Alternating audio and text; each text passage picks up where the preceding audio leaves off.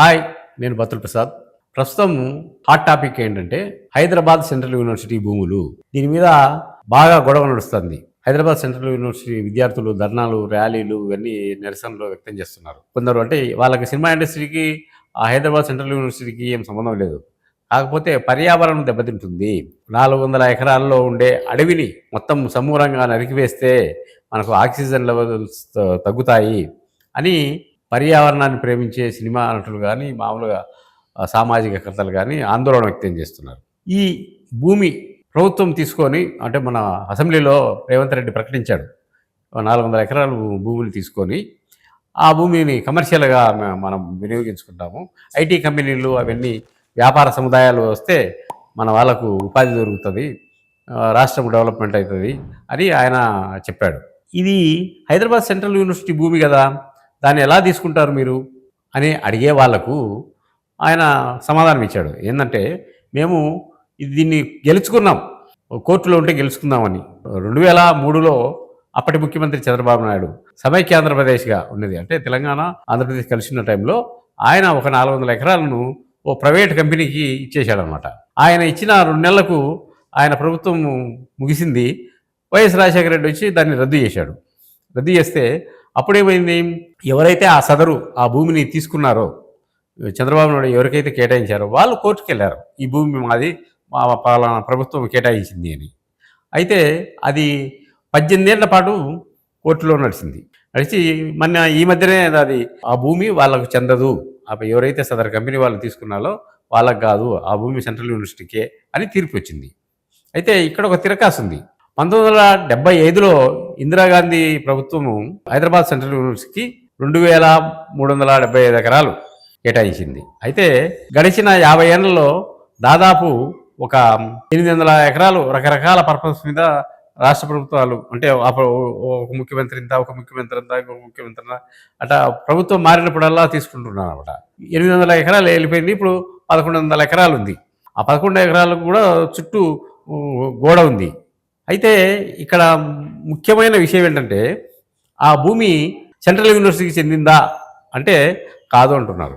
పలు అంశాలు, అంటే 1975 నుంచి జరిగిన పరిణామాల వల్ల వీళ్ళు ఎవరైతే సెంట్రల్ యూనివర్సిటీ వాళ్ళు ఆ భూమిని రిజిస్ట్రేషన్ చేయించుకోలేదు కాబట్టి ఆ భూమి ఎక్కడికి పోతుంది.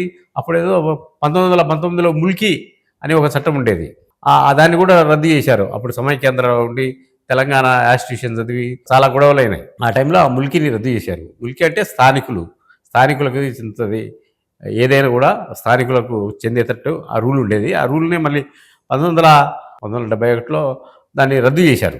అదేందా అయినప్పుడు వీళ్ళు దీన్ని రిజిస్ట్రేషన్ చేయించుకోలేదు. ఎవరైతే సెంట్రల్ యూనివర్సిటీ వాళ్ళు ఉన్నారో వాళ్ళు ఆ వీసీలు అని అంత దూరం ఆలోచించలేదు. సెంట్రల్ యూనివర్సిటీ భూమి కదా ఇది అని అనుకున్నారు. కానీ రాష్ట్ర ప్రభుత్వం పరిధిలో రాష్ట్ర ప్రభుత్వానికి సంబంధించిన భూమిగా దీన్ని పేర్కొంటున్నారు అన్నమాట. కాబట్టి అందుకే మన రేవంత్ రెడ్డి గారు అసెంబ్లీలో ప్రకటించాడు, మేము కేసు గెలిచి ల్యాండ్ తీసుకుంటున్నాము అని. కానీ ఇది తెలియదు, ఈ క్లారిటీ లేక మొత్తం తీసేసుకుంటున్నారు అని అంటున్నారు. పర్యావరణ ప్రేమికులు, సినిమా రంగం వాళ్ళు, వివిధ రంగాల వాళ్ళు దీని మీద యాజిటేషన్ చేస్తున్నారు. ఇప్పుడు ఇక్కడ చిన్న కాంట్రవర్షియల్ కూడా చెప్పాలి. సినిమా నటుడు ప్రకాష్ రాజ్ ఆయన ట్వీట్ చేశాడు, ఇది అన్యాయము, దుర్మార్గము, యాక్షన్ కాదు ఆక్సిజన్ కావాలి అంటూ ఏదైనా నినాదాలను ఇచ్చాడు.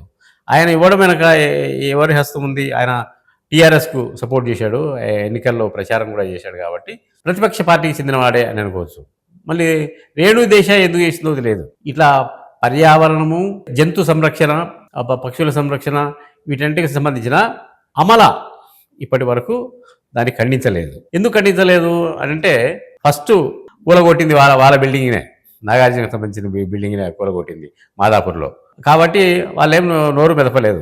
అయితే మిగిలిన కొంతమంది పర్యావరణ ప్రేమికులైనటువంటి సినిమా నటీనటులు చిన్నవాళ్ళు మాత్రం స్పందించారు, చాలామంది స్పందించారు. ఈ చిరంజీవి, బాలకృష్ణ ఈ రేంజ్ వాళ్ళు ఉండరు కదా, వాళ్ళేం దాని గురించి మాట్లాడలేదు. ఏది ఏమైనా కూడా ఈ లోతుల్లోకి వెళితే ఈ అంశంలో రేవంత్ రెడ్డి చేసేది తప్ప ఒప్ప అని అంటే వాళ్ళ వరకు అది ఒప్పే. ఏది చట్టాలు కానీ గతంలో జరిగిన సంఘటనలని మనం ఒకసారి బేరీజ్ వేసుకుంటే రాష్ట్ర ప్రభుత్వానికి సంబంధించిందే ఆ భూమి కాబట్టి రాష్ట్ర ప్రభుత్వం తీసుకునే హక్కు ఉంది.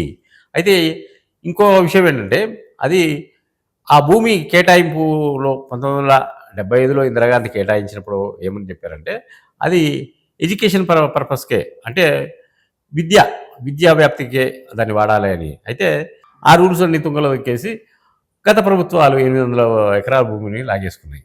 ఇప్పుడు ఈయన ఒక 400 ఎకరాలు తీసుకున్నాడు. ఇంకొక 1100 ఎకరాలు ఉంటుంది మిగులు భూమి. అయితే ఇప్పటికైనా కూడా యూనివర్సిటీ వాళ్ళు మేల్కొని వాళ్ళ ఆ యూనివర్సిటీ పేరు మీద రిజిస్ట్రేషన్ చేసుకుంటేనే ఆ 11 ఎకరాలని నిలబడుతుంది. లేకపోతే నెక్స్ట్ వేరే గవర్నమెంట్ ఇచ్చినందుకు వాళ్ళింత వీళ్ళింత లాగి చివరికి ఏమవుతుంది, ఆడ ఉండే కేవలం ఈ నిర్మాణంలో ఉన్న అంటే ఆ పాత భవంతులు మాత్రమే మిగులుతాయి. ఒక సెంటు భూమి కూడా మిగలదు. అనుభవజ్ఞులైన నిపుణులు చెప్తున్నారు.